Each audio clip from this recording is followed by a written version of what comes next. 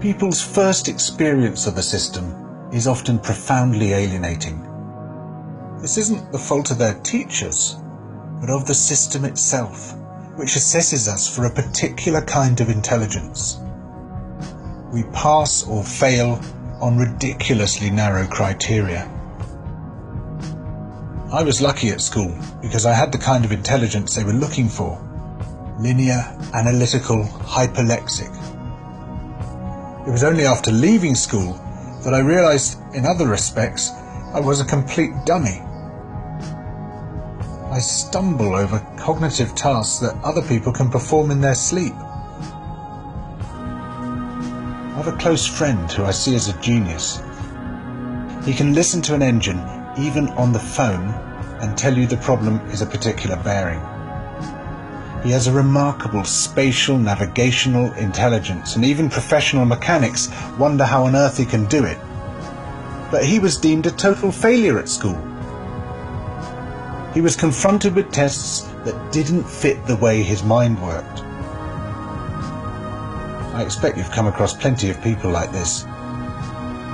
People you know are bright, but they're bright in the wrong way. They're bright in the way that isn't being assessed. The truth is that there are lots of different intelligences, and we shouldn't be surprised. During the evolutionary phase of our history, a group of people will be more likely to survive if its different members saw the world in different ways. Some people could make excellent tools. Some people could hunt very well. Some people were good at looking out for danger. Some people were good at strategizing how to get through a long winter. Some people could tell the stories that would inform the next generation. We needed a load of different intelligences in order to survive. Nowadays, we are treated as if only one kind of intelligence is valid. Anyone with a different intelligence is deemed stupid. The way we are schooled compounds this alienation. How did we get to the point that we believe the best way of schooling children is to sit them behind a desk and insist they keep still? Children keeping still? That's difficult for anyone, but especially for kids with a roaming, navigational mind. I've done some volunteering with an adventure learning charity, and the first time I took a group of these children out, we were rock pooling on the shore. Most of the kids had never seen the sea before, never visited the countryside before.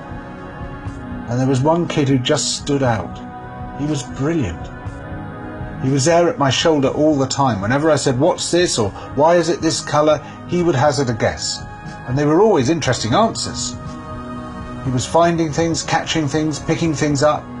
And after a couple of hours I said to his teacher, "That kid is a genius." She said, "Him? He's bottom of the class." If a kid like that is failing, it is not the kid's fault. The fault is with the system. As I say, I don't blame the teachers because they have to teach to the system.